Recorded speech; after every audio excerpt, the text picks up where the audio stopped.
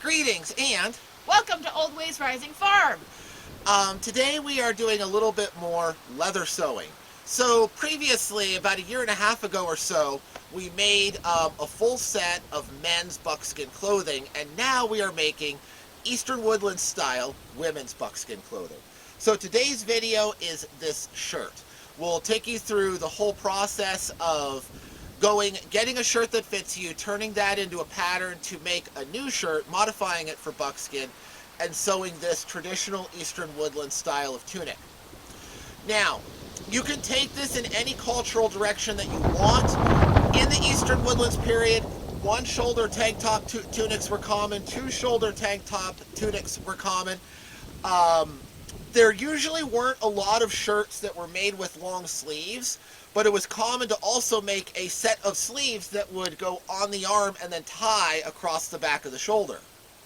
So there's quite a few styles of this that are absolutely traditional for, the native Eastern Woodlands period, but the fact of making a shirt from leather does not belong to any particular culture. You could take this in any culture that you like. You could even make a fantasy Ren Fair version based on the techniques that we're going to show you today. So if you're interested, come along for the project.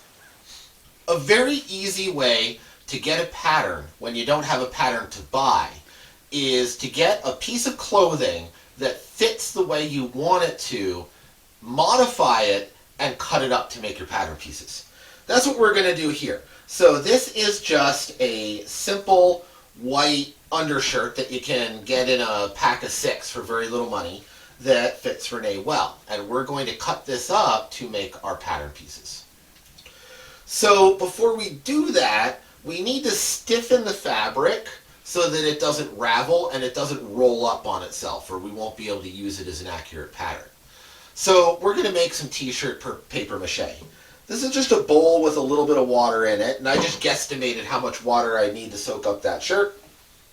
And now I've got some glue. This is just some wood glue. Not a sponsor. This is still an unsponsored channel, but it's the glue I have had in a giant bottle for quite a few years, so it's what I'm going to use. And we're just going to give a good glurp. This is an older bottle, so it's not quite running as well as it once did. There you go. Glurp of glue. Mix that up. Okay, that's mixed up well enough.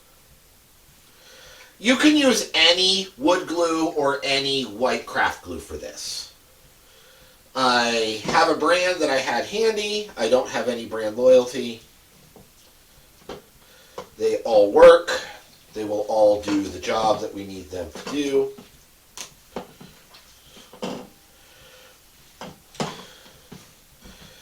And this shirt soaked up all of that real quick.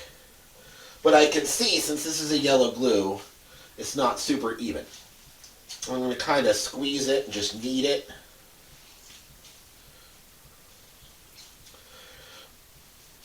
Also, this is an almost guaranteed way to do it, make a big old mess, which is why I'm doing it in a shower stall.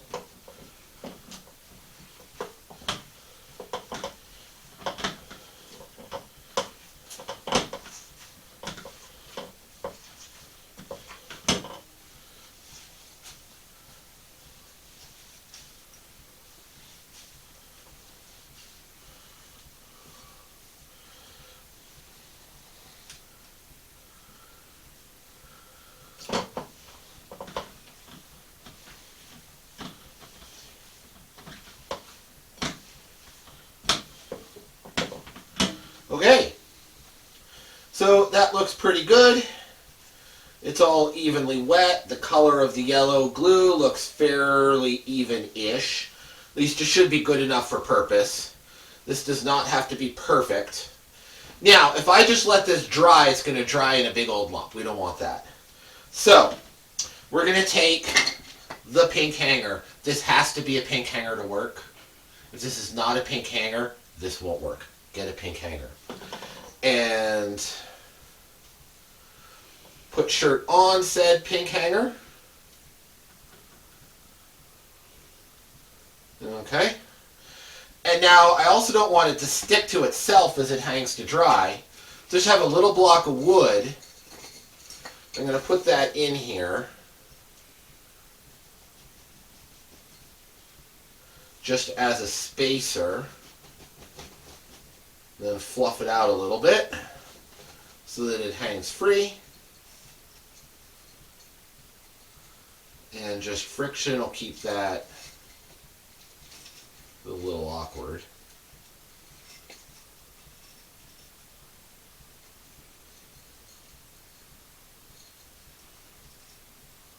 Okay. Just friction will keep that in there. See, if I put it on edge, that's keeping the shirt billowed out so it doesn't stick to itself as it dries. And I will do the same to make sure that these sleeves don't stick to themselves as they dry. And I'm going to hang it up to dry. We have accomplished the goal of a very stiff shirt. You can see the little nub there where I had the piece of wood in, and I wadded up some paper here in the sleeves to keep them from gluing themselves closed. So now we can cut and work with this without any fear of having it ravel or, curl up on us. So we remove the super important, could not have had this happen without it, must be pink hanger. Can go away.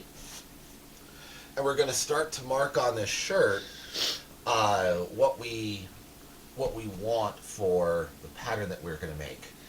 Now this is going to be a one shoulder strap, the other shoulder bare construction, which is a very traditional Eastern Woodlands pattern. So Renee wants this shoulder, the right shoulder, to be the one that has the strap. So I put a little mark there. And just to simplify things, I'm just going to cut the sleeve right off. We're not going to need any of this. So get things out of the way as soon as we know we're not going to need them at all. Okay. That'll make that a little easier on that side. Now we need to decide where to put this angled neckline cut and how to work that.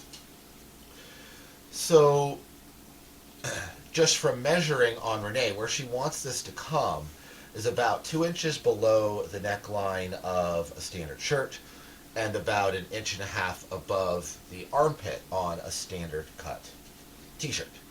So I'm going to measure both of those and draw a dot for each, and then we'll kind of split the difference, and that will be our mark. So I'm just going to eyeball straight on this and come down 2 inches from there. Then here we can get exactly straight. You don't need to be afraid to mark on this because this is going to be all cut up, used as a pattern, and it can be as ugly as it wants to be. So from here we want to be at least 1.5 inches up. That's a whole lot to split the difference on. Well, although not really. So if I just kind of eyeball what's the middle there, and then look at this, that's actually a fairly straight line. Do you like that, beloved? Okay. So we take that as our line. That should be good. Now, before we cut this, I am just going to cut this sleeve off again for the same reason.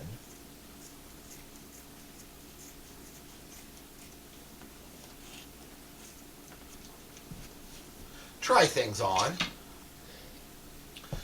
So putting this on, Renee said she wanted this line a little bit higher across the front.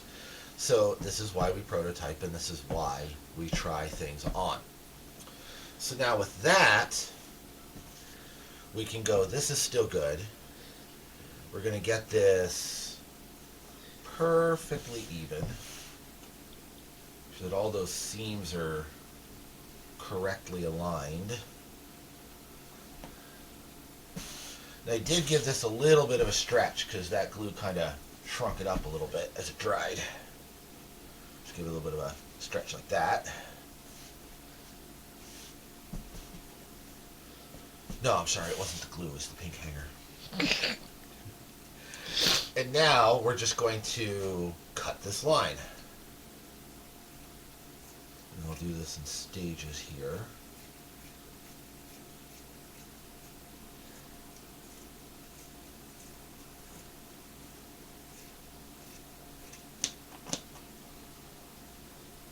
Okay.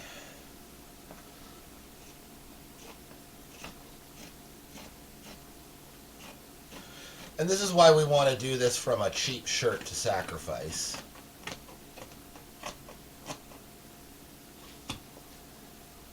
Okay? So there's the basic outline. Now, we want to square this off a little bit here. So let's see, how wide is that? That's about 3 inches. So you just kind of, yeah, that'll look good. Come over 2 inches. I'm going to mark 2 inches here just for reference, and then kind of just bring this up a little bit straighter. That.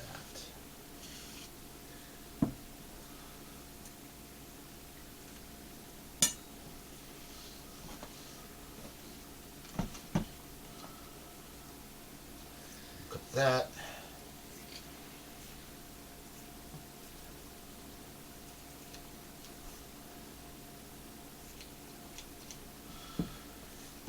Okay, but it makes sense to leave that little bit of a curl in.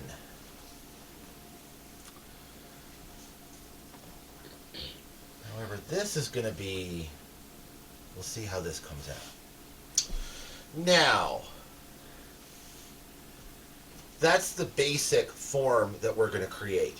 I could just cut it up this seam, but if you look at the pieces that I'm using,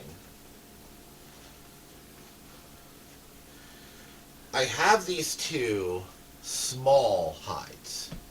These were from young deer that, these young deer hides are some of the softest that I've ever had when they're finished. But they are so fragile that they get a lot of holes in them. So it's kind of hard to pick your pieces in there. There's that one. And then there's this one, okay? So as I'm looking at these, maybe this one would be more useful. Yeah, this one's going to be more useful for that shoulder piece. Then I have this larger piece that I can get whatever I need, but I'd like to get as much as I can from these nice, really soft hides, okay? Let's start working from this piece.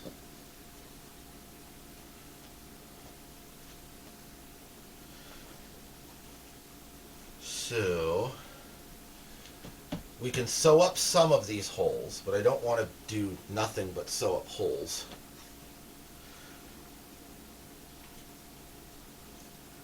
I think, yeah, there. I think that's going to be our most useful cut line. Okay.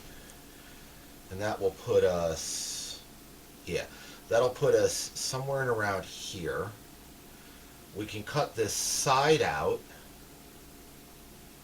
and then we can use, we'll cut this piece from the third hide. It's kind of a jigsaw puzzle. And then I think we can cut the shoulder straps out of this hide. So, where's that width on this one?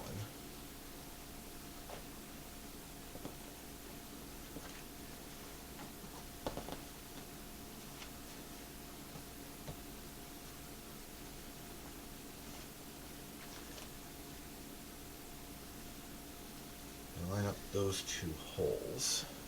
Yeah, so we're looking something like that.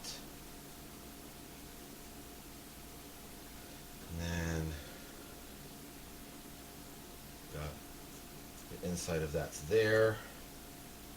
There.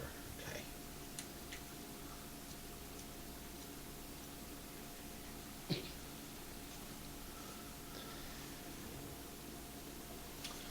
So let's take this from about here to there. That'll be a piece, and we'll have a seam there.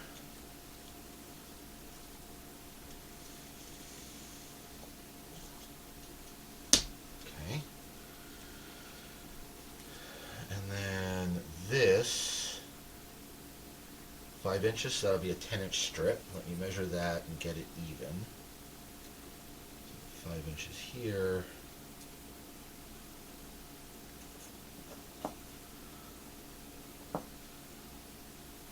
We have plenty of material to work with. We're in the fall, so more hides will be coming promptly. But we still want to be as efficient as we can with the materials that we have.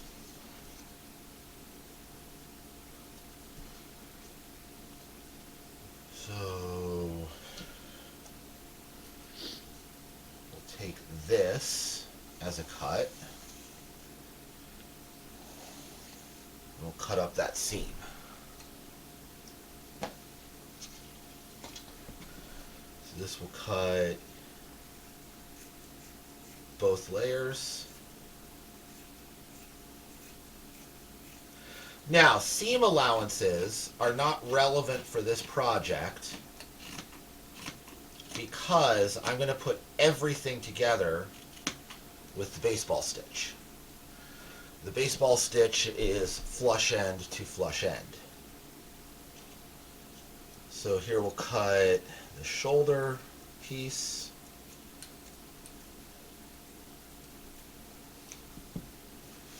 Now I want to put some marks on these so that we have a sense of where they go together. I should have done this before I cut it, but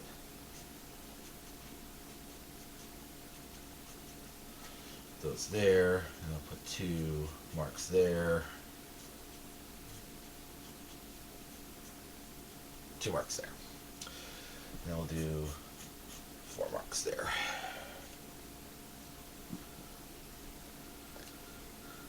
That'll just be a reminder of what goes in with what.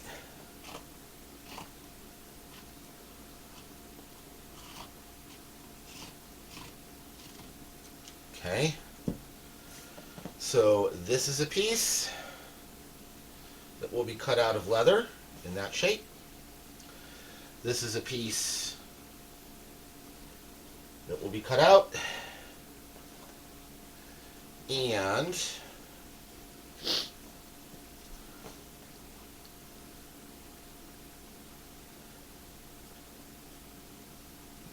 this will be piece.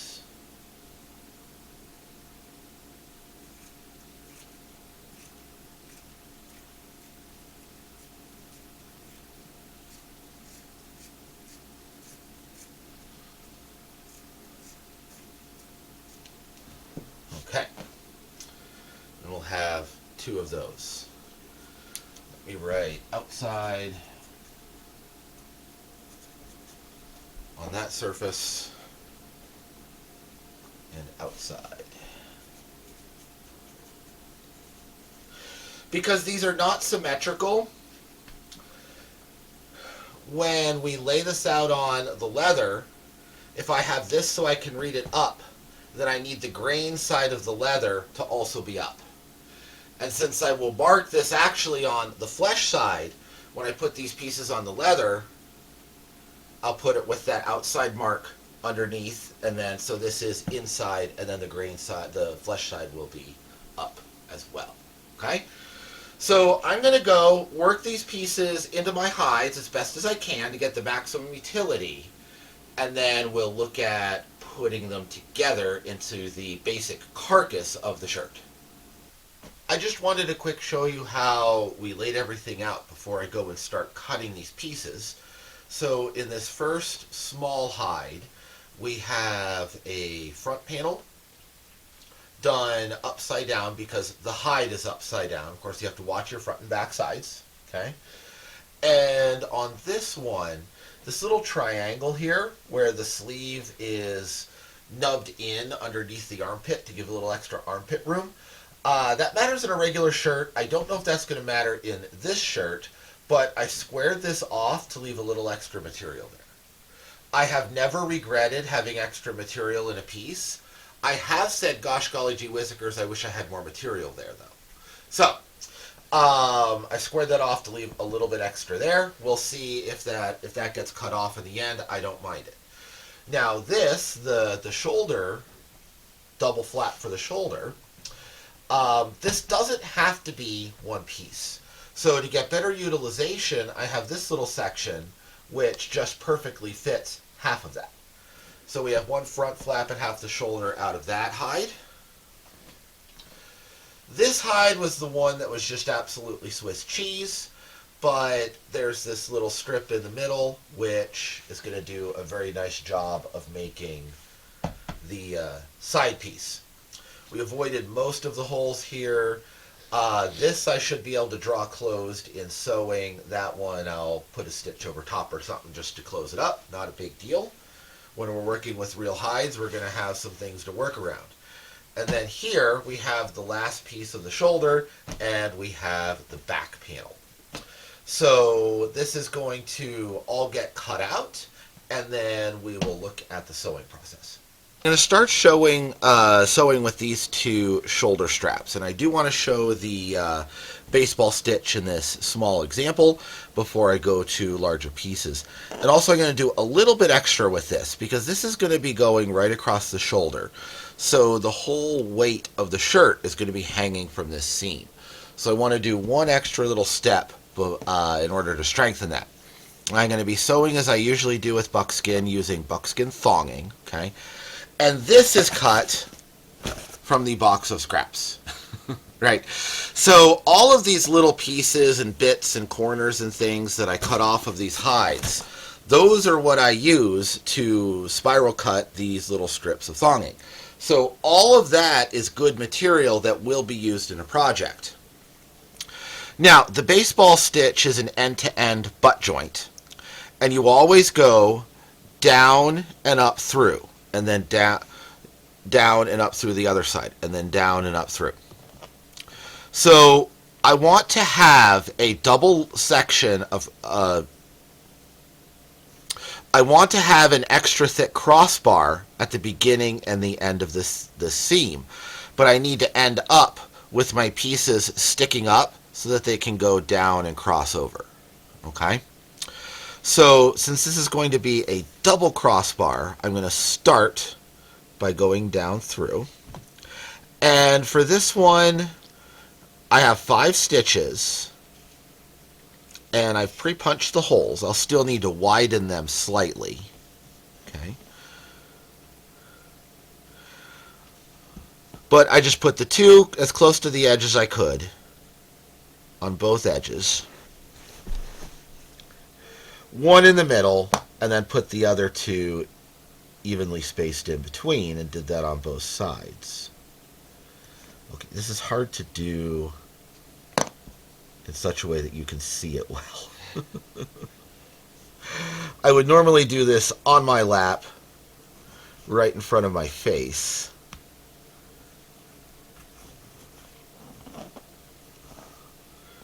I want you to be able to see what's going on here. Okay, make sure these are pretty even. Those are pretty close. Now we don't want to put too much tension on here, because again, this needs to be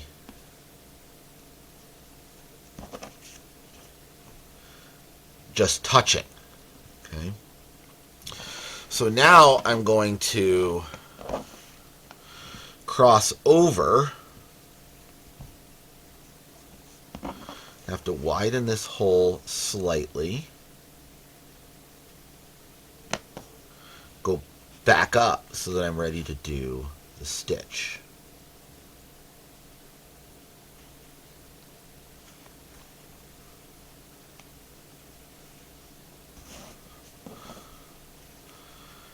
I want to make sure these laces lay flat.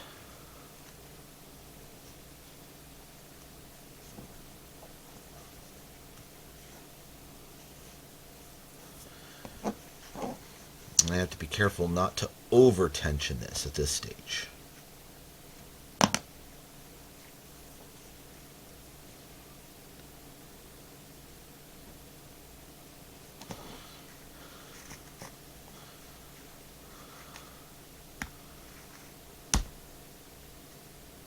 Okay. Now, just need to gauge where they are. Yeah, I think that looks pretty good. Okay. So we went down, flipped it over, crossed over, and came back up. So now my two laces are pointing back up. So now each piece, zoom in here a little bit. Okay. Zooming in as close as my camera will allow, is going to go down under and then up through a hole. So widen that just a little bit. Across, down, and up.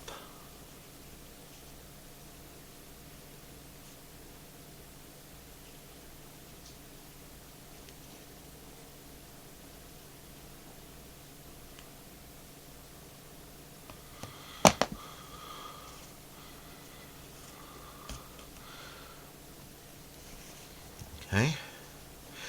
And to have a consistent pattern, you always want to start from the same side so that these overlap each other in that joint the same way. So since I'm working from whichever side is up on the slightly lighter piece of leather is going to cross first and be underneath the piece which is starting from the slightly darker piece of leather. It doesn't matter which way you do that as long as you do that consistently.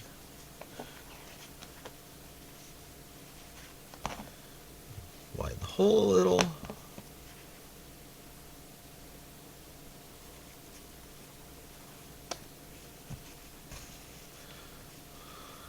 You see I have a half twist there. You can just spin it so that it lays flat. Okay? And pull it so that the thong sections are the right length to allow the pieces of leather to just touch. Don't pull it tight. You can yank on these and just cinch it right together and get a big pucker. We don't want a big pucker. If I wanted a big pucker, I would just do a standard hidden seam, but then you'd have a big pucker pressing against your skin, and that's annoying. Now again, consistent pattern. We're going to start with the thong, which is up on the light side. It's going to go down and up.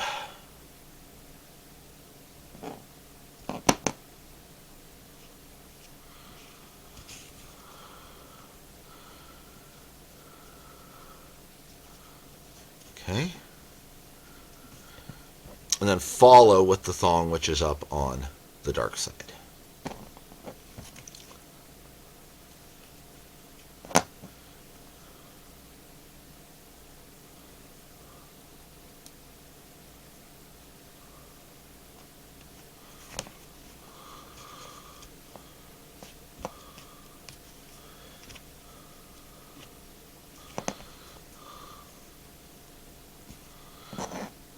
Okay.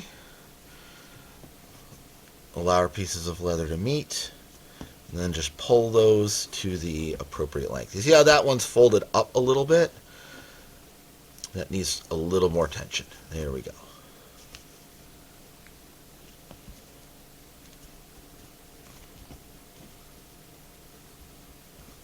Okay. Do it again. Now, we want to make a bar across here, just like we did over there. So we're going to cross and go down on both sides for a final stitch before finishing off. So just hold those there with my thumb.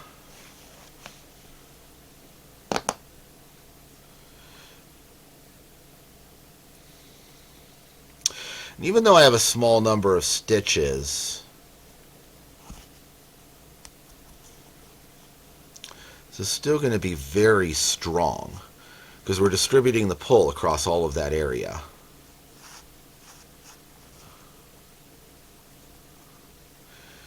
And it's a shirt, not a backpack that's going to be expected to carry 50 pounds.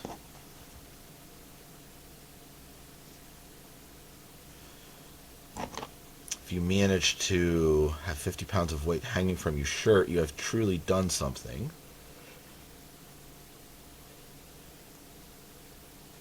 I don't know what you've done, but you've done something. Okay.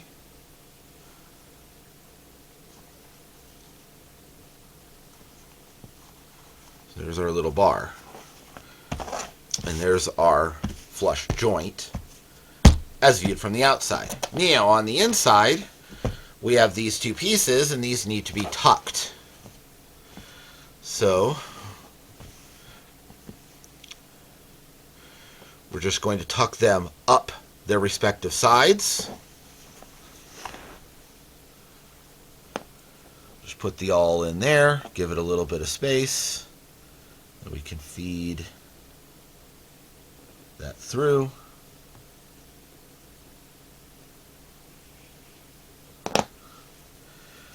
Again, still, we want this to be smooth. In addition to just having, you use the baseball stitch when you want this nice flush end. I also prefer to use the baseball stitch when I don't want a seam to be felt. If you do a regular hidden stitch where you're doubling this over and then puckering it in, and you have that pucker in there, if that's riding on your shoulder, that's going to be a big lump. It could be annoying.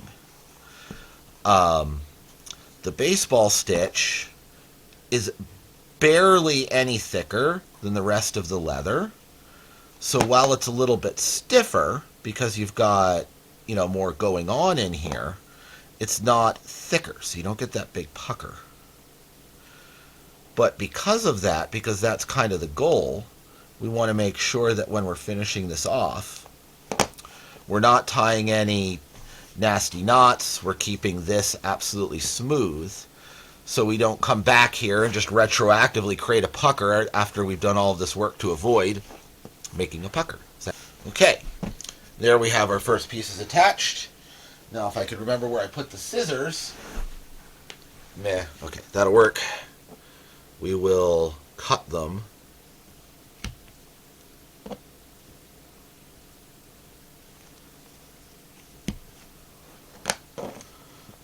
so that they don't stick out the edge.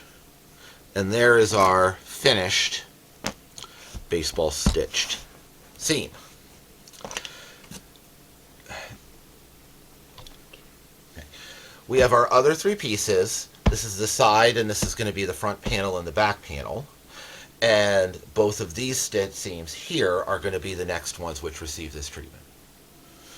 So you can see what we're going for with this demonstration. Now here's the rest of our pieces.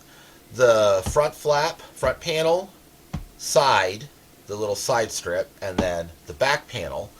And then this will end up going in like that, and then connecting to the other side. So I am going to proceed and do baseball stitch on this seam and here. I'm going to do that off camera. Then we'll talk about getting all of this in there. Just wanted to give everybody an update. We've done these first two long seams.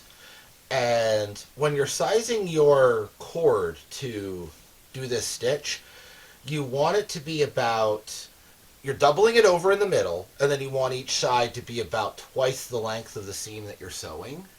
You can join in the middle, but if you want to do a whole seam in one piece, go for the overall thread being 4 times or twice after being doubled. Okay? And on these, you're almost always going to have to join But when you're doing a little piece like this and you don't want to cut off like an obscenely long piece and end up with two stub ends that are now hard to find a use for. So on these I'm doing, this one I just made it fit. On these I'm doing a 1 centimeter spacing because it's appropriate and easy. So I am going through and measuring all of these stitches, drawing a dot, and then piercing the hole and going on with the sewing. Now, this is the right armpit. This is the left armpit. If I just fold this up, you can see how it's going to look. This being the, here, I'll point it that way, okay? This being the front panel. All of this at the bottom, I will trim to whatever we decide is an attractive shape when it's all finished. I'm deliberately leaving the tails long at this point. And we need to do the side seam, obviously, but the only piece left to add is the shoulder piece. And that will go in right there, and that will be the finished shape of this little tunic. This is going to be baseball stitch, just like this is. And I'm going to do this next, because this is going to be somewhat fiddly. It's a big open tube, so it won't be that fiddly, but it's going to be a little bit fiddly no matter how I do it. And I think the shoulder is going to be easier to sew on while the piece is completely open. So I'm going to get this attached, and then I'll give you another quick update. Quick update on the shirt. So the shoulders are completely attached. So I'll show one side and the other side. Okay. So this has come together really nicely, everything lined up and fit. This is across the front, shoulder, right side, and then this will be the left side. So that's the next thing to do, is sew this up. And then once this side is sewn, we'll look at some of the aesthetic things, like deciding where to trim the bottom, whether we want to hem that, whether we want to fringe it, whether we want to go with the irregular pattern. That'll be a decision at the end.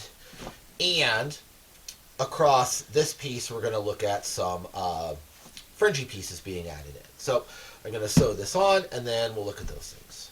We have everything stitched together. It is a complete shirt. Now, a little thing I did off camera that I wasn't expecting to do, we did a try-on test, and it fit perfectly, but this back panel had a big stiff spot right here, so you couldn't scrunch it. It was hard to scrunch up to get on and off. So I did another round of softening on it after it's sewn, which you absolutely can do with Brain Tan. And I did that by soaking it in a bucket of, slide down a little bit more, soaking it in a bucket of oak leaf tea. Now, I've done a video on this previously. I'll make sure there's a link in the end screen on that method of softening. And right here, you can kind of see where it's puckered a little bit. That's the heavy, thick butt pad of the deer. And that's the thickest leather on any deer other than a really old buck, which will have a neck which is just as thick. But that's the, you know, in a horse, that's where the shell cardovan comes from, right? That butt patch. So that's a bit there that's extra, extra thick, and it was just keeping it from being easy to put on and off. The tannins in the oak leaf tea are enough to help eat through some of the residual glycoproteins, but, you know, and cap them, but not enough to turn it into a stiff veg tan leather, okay? So, but it's a little bit darker now because, you know, it does dye it a little bit. And you see these two little discolored marks? Those are bruises.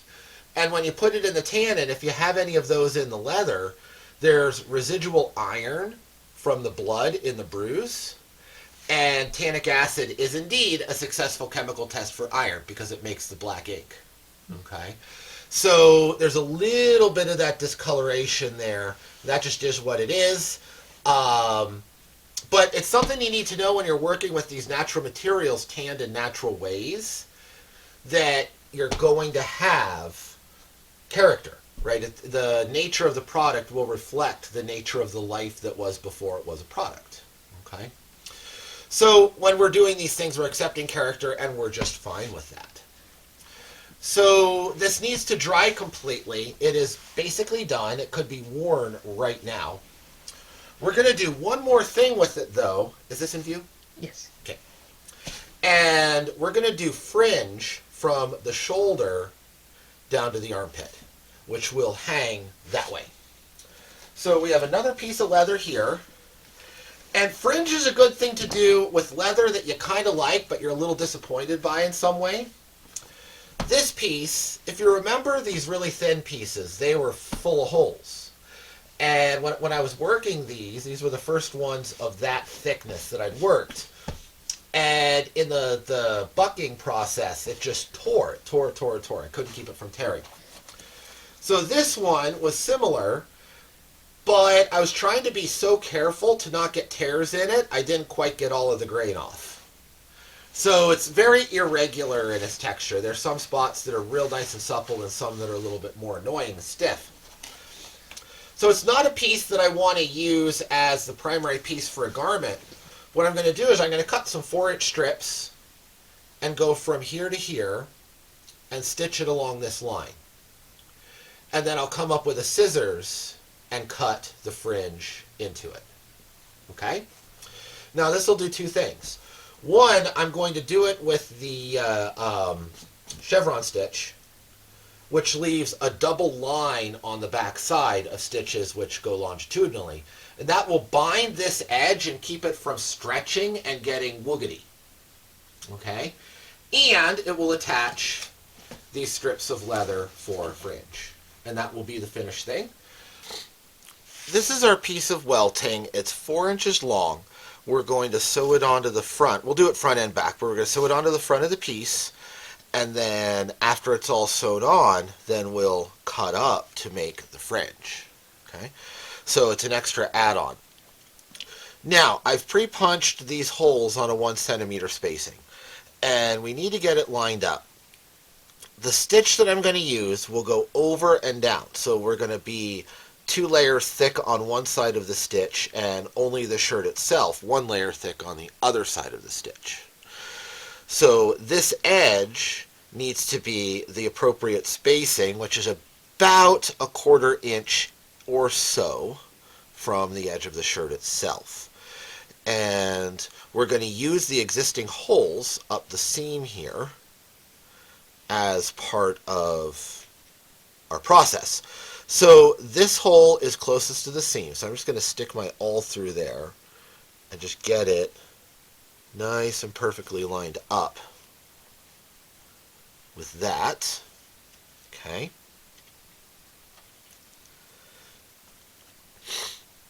And then I'm going to come through, keep this even, and I'm going to mark, I'm going to stick the pencil through the piece of welting. So you see the mark right there? Mm-hmm. Okay. And then up above it, I'm going to make an additional mark. So through and on top. Through and on top. I'm going to go all the way along doing this, and then I'll pre-punch those holes.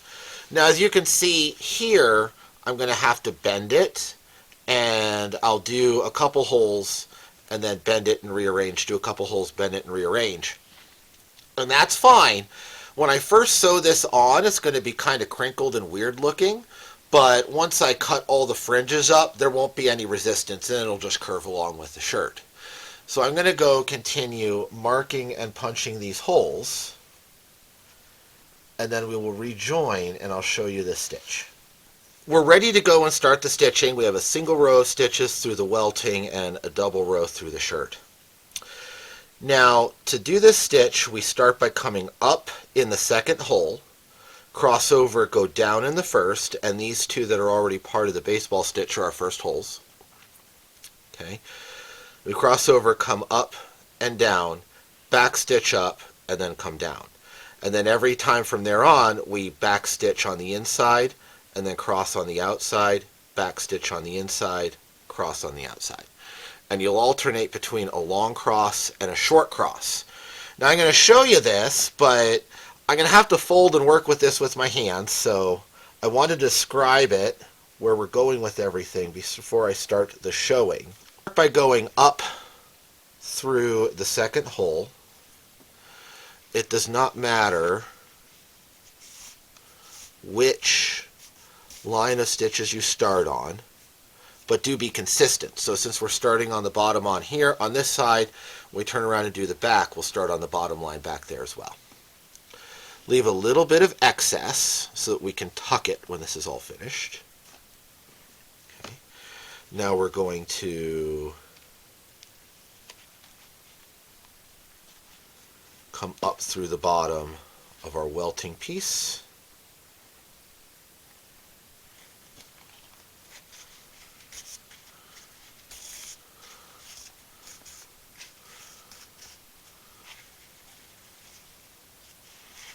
Okay. Get it all organized. Doesn't have to be perfectly tight here at first. Okay. Now we're going to go down the first hole in the opposite line of stitches.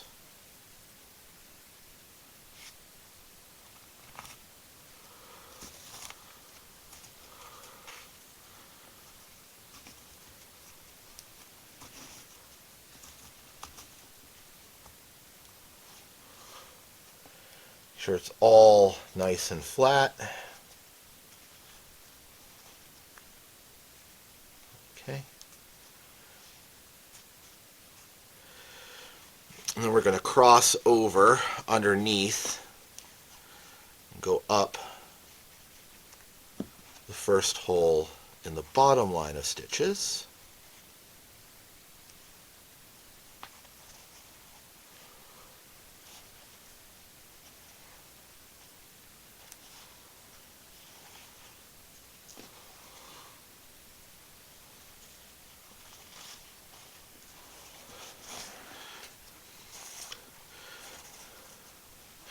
Now you need about 6 times the length of your seam to do this stitch. But on a longer run of stitches like this, you don't want to try and do that all in one piece of thonging, because it will wear through as you work and start to get weak and break. Okay? So now we're on the top again. From here on, every time we're on the top, we're going to cross over, and then every time we're on the bottom, we're going to back stitch. So we're going to cross the diagonal and come to the next available stitch.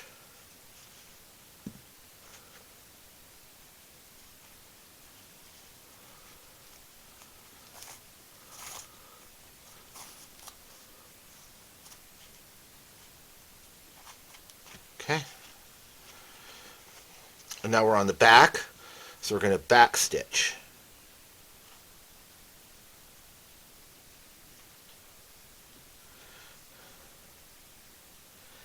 I'm going to be real careful because this hole is getting a bit close to the edge.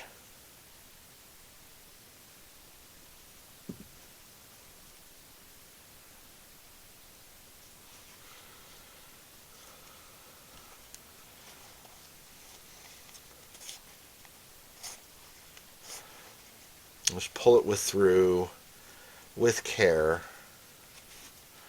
an inch or two at a time. If you just grab it and reef, you can very easily either break your thonging or saw right through the hole.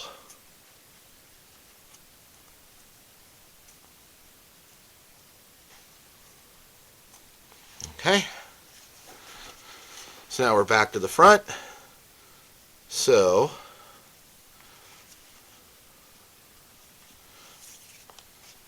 we cross the diagonal. Now we're going to go through 2 holes.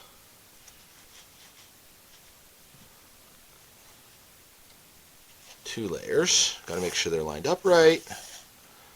So why I like to use one for the template for the other. You can see this X pattern starting to develop. Okay. So now again, we're on the back side, so we back stitch.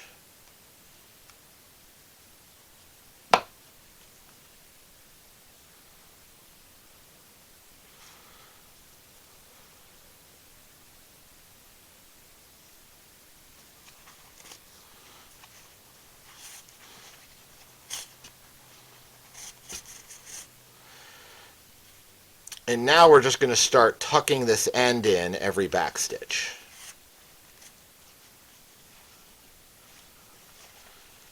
See, it's looped down there now. Okay. And then on the next one, we'll fold it this way and come across under that back stitch until you run out of tag. And we're on the front, so we diagonal across.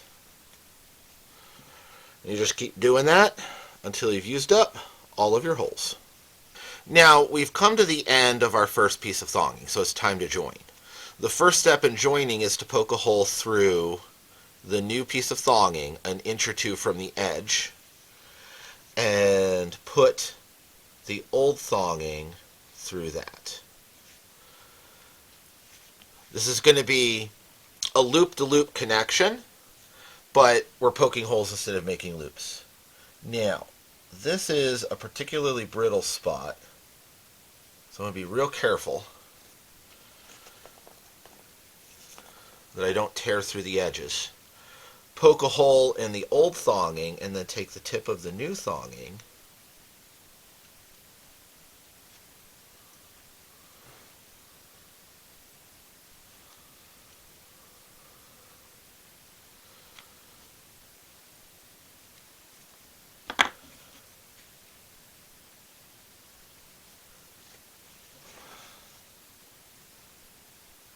so hard to do upside down. Take the tip of the new thonging and put it through the hole in the old thonging. Very carefully.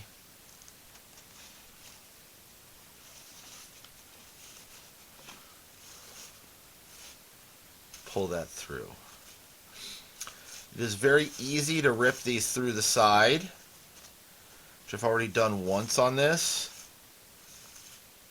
If you do, you just have to take a stitch out and go back a step. Okay. So there we have our loop-to-loop connection. We can sew just as we were, right? So that'll be the back stitch is the next stitch. And as I go along, I will tuck these ends just like I tucked the ends to the first piece right there. This is all sewn up. I did one join here, and then I just ran shy and had to do a second join there. And then if you look when you're finished, right there's the tag end. When you run out of holes, you just tuck the end a couple of times, and that's all there is to it.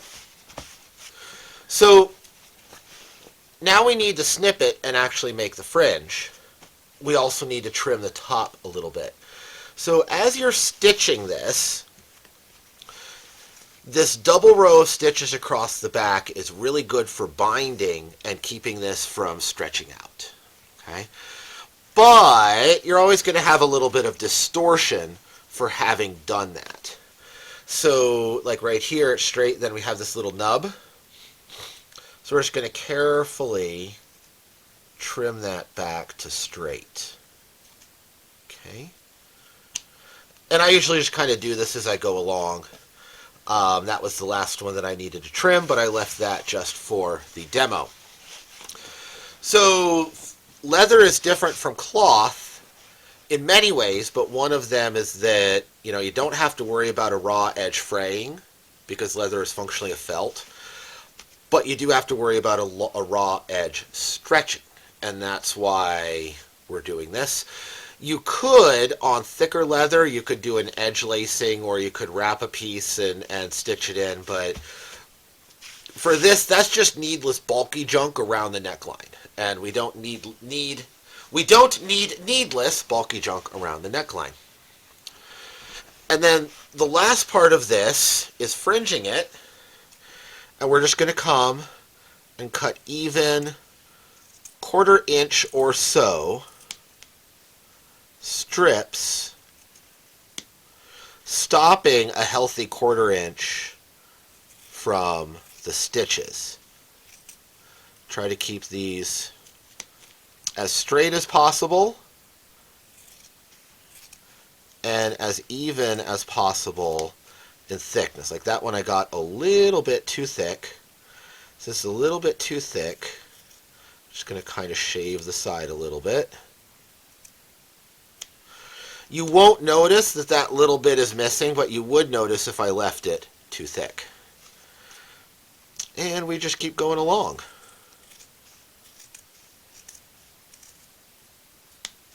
Take the time to do it carefully. If you've enjoyed this project and would like to contribute to the work that we're doing here and help along our teaching efforts, we have a Patreon.